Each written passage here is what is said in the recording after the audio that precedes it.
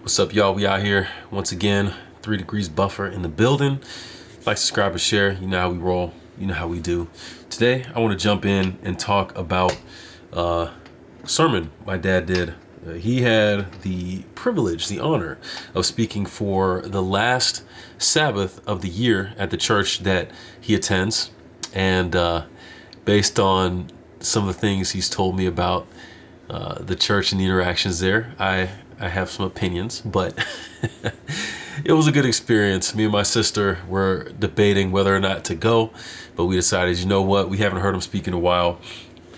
So, and by a while, I mean probably since I was in grade school or elementary school, definitely since before we left Virginia, which was, oh my, shoot, it's 2023. That was 2005. So probably around that time. Yeah, it's been a good minute. But anyways, we hadn't heard him speak in forever. But the one thing that we did remember about him speaking is that he likes to be thorough. He likes to be thorough. And I'll put it in context for you, right? So being here in the seminary, I had the opportunity to take some classes on preaching, and it's been a good experience. I'm not going to say I love preaching, but I do like the teaching aspect of it. And in our discussions, we kind of find a sweet spot, and everybody's different. But for me, I kind of find that my flow, if I'm going for more than 30 to 35 minutes, it's too long. It's too long. I would say 25 to 30 minutes is a sweet spot. If I can start somewhere, flow through a story and get to the end and hit you with the punchline in a half an hour, I'm good with that. And when it comes to my notes and what I'll use as a reference for the sermon, usually if I'm using Pages or Microsoft Word, doesn't matter. 4 pages, double spaced. The 5th page, I know I'm bordering on going too long, but 4 pages will give me, this is one-sided now, 4 pages will give me a 25 to 30 minute sermon from start to finish. Now, when me and my sister got to my parents' house on Friday night, I saw my dad, man, it looked like he was studying for a dissertation or putting something like that together. I'm like, yo, man, I'm the one doing the doctor. What about you? And I actually joked about him needing to go to school because he likes to study so much. He'd probably do really well. But he had 28 pages, front and back. My goodness. I think in total the words, the amount of words that he had in his first draft were like 22,000. Just different stuff he was pulling from here and there. I'm telling you. I had a sermon pulled up on my screen. Actually, no, it was a research paper that I did for one of my classes, and it had less than 6,000 words. This is for the master's degree, and I know that was much longer than any sermon I've done. Wild. We talked about that. I definitely gave him a hard time on that and his mentality. And I can't necessarily argue with it, but his mentality is, you want to give the Spirit room to move. And the Spirit had plenty of room to move on that one right there. But eventually he ended up boiling that down to 7,000 words out of the 22,000, but it was still a group of pages. And I remember seeing him Sabbath morning, like he was carrying his book, ready to go. So definitely gave him a hard time about that. I'm not even gonna front. But getting to church, and I will admit this as well, getting to church, it's an art, especially if you're going to these churches, these kind of old school churches that start Sabbath school at 9 a.m. I know for most of us being in college or these modern churches, church service starts at 11:45. And Sabbath school happens earlier if it happens. I don't know. I don't go. So, 11:45 and you're done, hour and a half tops, right? You can map it out like clockwork. And if it's not, people leaving the service early because they got to hit the lunch line. That's just how it goes. But in the church that I grew up in, 9 a.m., small conservative church, 9 a.m. for, I almost said breakfast, 9 a.m. for Sabbath school. And I think there was a superintendent's report or something before that.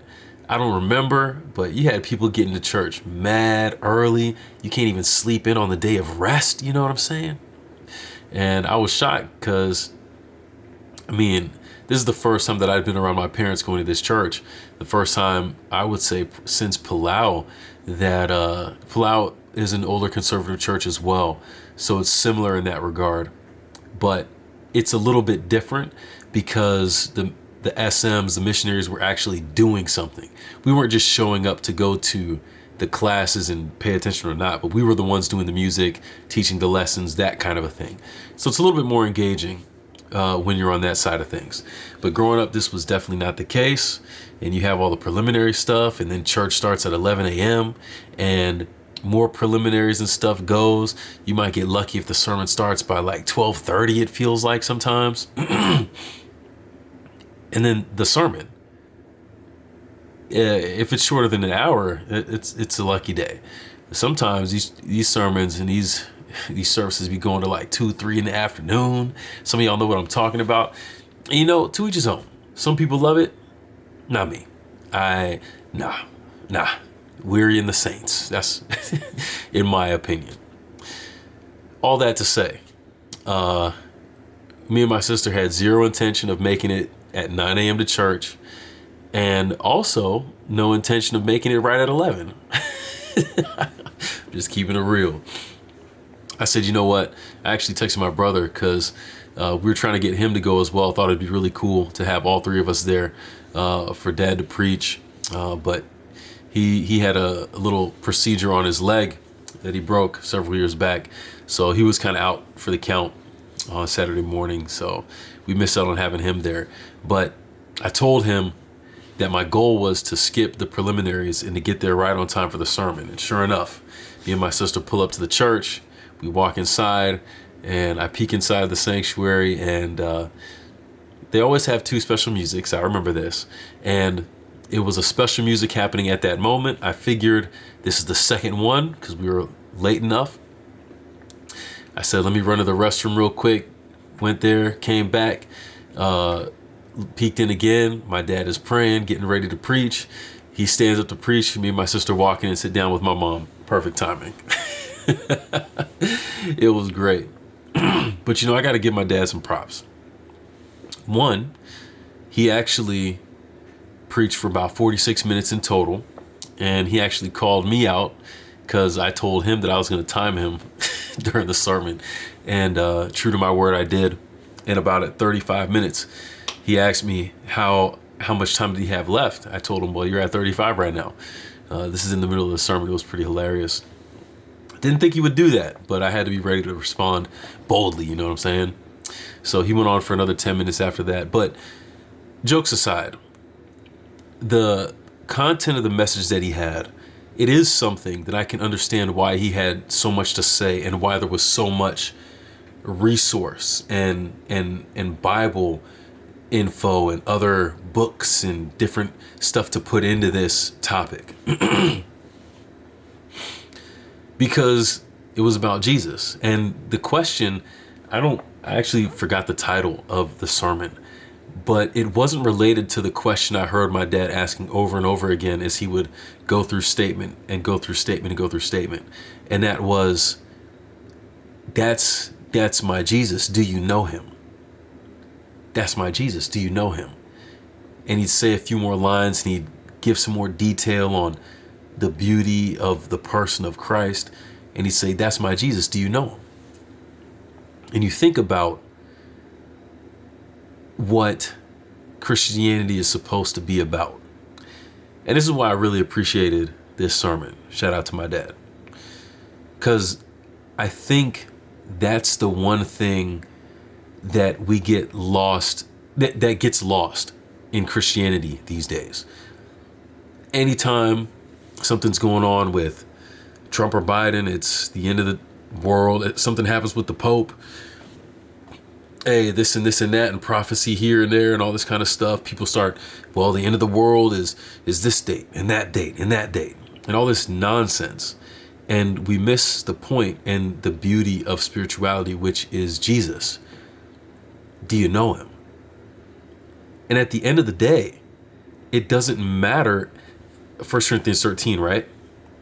It talks about if I speak with the tongues of men and of angels, that's high praise right there. But if you don't have love, you don't have anything. Nobody wants to hear you because it's like just a clanging cymbal, which is rather annoying. And you think about the smart people that you know who can't shut up about their smartness. It's annoying. They don't know that. You might have to tell them sometime, refer them to this video, let them know. But it's like, it does not matter all the stuff that you know if you don't have love. And the Bible tells us that God is love in 1 John. So for all the stuff that you can know, for all the knowledge that you can have, if you don't have love, if you don't have Jesus, it doesn't mean a thing. So when it comes to the way that we want to close out a year and go into the next one, we have to bring it back to the basics. And I believe that that's what my dad did really well with the sermon and the thoughts that he put together, is bring it to the person that matters more than anything else, the theme upon which Ellen White says we should spend a thoughtful hour contemplating daily the life of Christ. Jesus, do you know him? And even if you say yes to that, just like my dad's sermon, it went for 46 minutes and he didn't go through all of his papers, but there were 5, 6, 7 times more than what he actually presented that could have been presented. So whatever you think you know about him, there's 5, 6, 7 times more that you could learn about him. What are you doing to get to know him more? You know, that's Jesus. Do you know him? And if you don't know him, well, are you interested in getting to know him? What steps might be helpful for you to get to know him? Good things to know. They're better things to know when it comes to Jesus than regarding all this other stuff that tends to take up most of spiritual people's lives and minds. It's all about Jesus. Do you know him? So I'm gonna leave it there, but I thought it was a great way to conclude a year, a great way to bring in a new year. And once again, shout out to my dad, man. You did good. You did good, man. Proud of you. I know he's gonna watch this. That's why I said that. So, but anyways, it was good. Good way to end the year. Good way to bring in the new year. And I'm gonna do my part, I think, to express more gratitude, not just for Jesus and the things that I believe that he has done for me, because that's, I think, one aspect where you can express gratitude, but I think in the way that I live, not just in what I express and kind of what I say, but how I live. Can I express more gratitude for who Jesus is and show that I know him through the way that I live? I think that's what I want to do. I think that's an area where I want to focus on going into this year. So yeah, I'm gonna leave it there. Once again, it's Muriaku. Taking a step ahead, provoking thought. We out here. And I'll catch you in the next one. All right? Peace.